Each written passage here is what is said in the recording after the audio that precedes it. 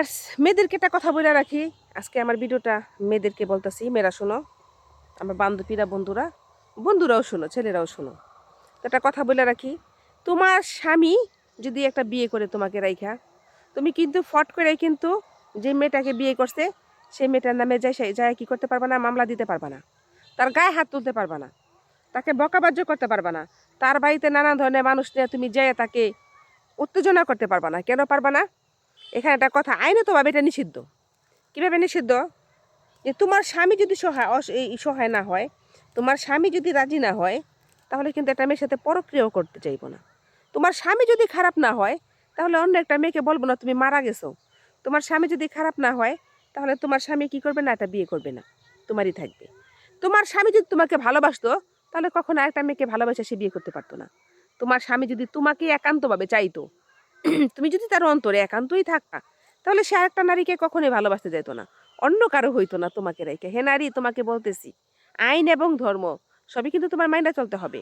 তুমি কিন্তু খাবলাতে তাকে কিছু, আমার কথা বলবো, আমি কিছু বলছি কি না, আমার স্বামী যখন অনেকটা মেয়েকে বিয়ে করতে চলে গেছে, সেই মেয়েটার সাথে আমি কখনো যোগাযোগ করার চেষ্টা করি নাই, সেই মেয়েটাকে আমি একটা কথাও বলি নাই, কারণ আমি আইন এবং ধর্ম জানি।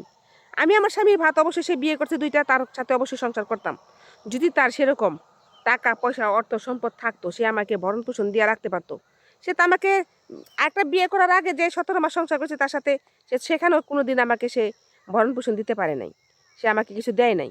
তাহলে আমি কি করে তাকে, সে একটা বিয়ে করছে, এখন তাকেই খাওয়াবে না আমাকেই খাওয়াবে? তো এখানে কিছু কথা, যদি এরকম কেউ হয়, তাহলে তাকে তুমি, স্বামীকে তুমি ত্যাগ করে দিতে পারো, সেটা তোমার গুনাহ হবে না। আর যদি মনে করো বিনা অপরাধে তোমার স্বামী তোমাকে খাওয়াইতে পারবো, পড়াইতে পারবো, সব কিছু দিতে পারবো, তার ক্ষমতা আছে দুইটা স্ত্রী পালার মতো, তার গায়েও শক্তি আছে দুইটা স্ত্রীকে সান্ত্বনা দেওয়ার মতো, তারপরে যদি তুমি তাকে নারী ছেড়ে দাও, তাহলে সেটা তোমার গুনাহ হবে। কারণ একটা পুরুষকে 4টা নারীকে ভালোবাসার অধিকার কিন্তু স্বয়ং আল্লাহ দিয়ে দিয়েছে। তুমি কি করতে পারো? আমি কি করতে পারি? কিছুই করতে পারি না। তোমার আর আমার এখানে কি নাই, কোনো অধিকার নাই কিছু বলার মতো। তো মেয়েদেরকে বলতাছি, একটা মেয়ে কখনোই লাভ দেওয়া যায় অন্য একটা মেয়েকে মামলা দিতে যাইবে না, ধরতে যাইবে না। তুমি মামলা দিতে পারবা তোমার স্বামীর নামে, তোমার হাজবেন্ডের নামে, যদি সে তোমাকে ভরণ পোষণ না দেয় তোমার সাথে, তারপরে যদি সে তোমার সাথে না থাকে, এক বিছানায় না থাকে, অন্য বিছানায় থাকে, সেটা তুমি কারোর কাছে বলতে পারবে না, কারণ সে তোমাকে ভরণ পোষণ দিতেছে। সেটা হচ্ছে তার ব্যক্তিগত বিষয়, বুঝছে? সেটা তার পাপ হবে, গুনাহ হবে, কিন্তু আইন কিন্তু সেটা দেখবে না। তো অতএব অনেক কিছুই কিন্তু আমাদেরকে ভাবার আছে, বিবেচনা করার আছে, অনেক কিছু আমাদের জানার আছে, শিক্ষা। কিন্তু তোমরা ভাইবো না যে তোমরা অনেক কিছু জানো, তোমরা অনেক শিক্ষিত, তা জানলেই হবে না, তোমাদের সব বুঝতে হবে মেয়েদেরকে। তো আমাদের আল্লাহ তালাই কিন্তু পুরুষদেরকে 4টা বিয়ের অনুমতি দিছে, তারা করতে পারবে। কিন্তু তুমি নারী, একটা নারী নারী হয়ে আরেকটা নারীকে কিন্তু অপমান করতে পারবা না। আমিও কিন্তু করি নাই। আমি করলে তোমরা বলতে পারতাম আমাকে, তুমি কি করো নাই? না, আমি করি নাই। আমি আজও পর্যন্ত, আমার স্বামী যাকে বিয়ে করছে এখনো পর্যন্ত তার একটা মেয়ে হয়ে গেছে, আমার ছেলের রাইখা যে সে যায় একটা বিয়ে করছে, আমি আজও পর্যন্ত ওই মেয়ের সরাসরি চেহারা দেখি নাই, যেটা বাস্তবতা। আমি আমার স্বামীর নামে মামলা দিছি।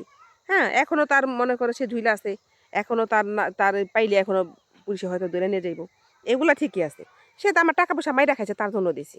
সে যদি না মাইরা খাইতো তাহলে দিতাম না। তো আমার কথাগুলা বাস্তব। কেউ খাবলা দিয়ে কোনো মেয়ে হইয়া কোনো মেয়েকে অপমান করতে চাইবা না। আগে ভাববা, চিন্তা করবা, দামদুম দিয়া বইবা, সেটা তুমি পারবা না। সেটার বিচারও কিন্তু আল্লাহর কাছে তোমার আছে, পারবা না, আর কি আমিও পারবো না। তো আমাদেরকে অনেক কিছু কি করতে হবে, এই ব্রেন মন সব কিছু সঞ্চত রাখা, আমার নিজের হাজবেন্ড অর্থাৎ নিজের স্বামীকে আমি গুছায় রাখার চেষ্টা করবো, ভালোবাসার চেষ্টা করবো, যাতে আমাকে ছেড়ে না যায়। তারপর যদি তার চরিত্র খারাপ হয়, নর্বর হয়, তাহলে সেখানে তোমার 1000 নারী এনে দিলেও তোমার কিছু করা নাই। নারী, তুমি কিছুই পারবা না পুরুষকে ধরে রাখিতে, কারণ সে তোমার না, সে তোমাকে প্রকৃতভাবে চায় না, ভালোবাসে না। কি করবা তুমি? কিছুই করার নাই।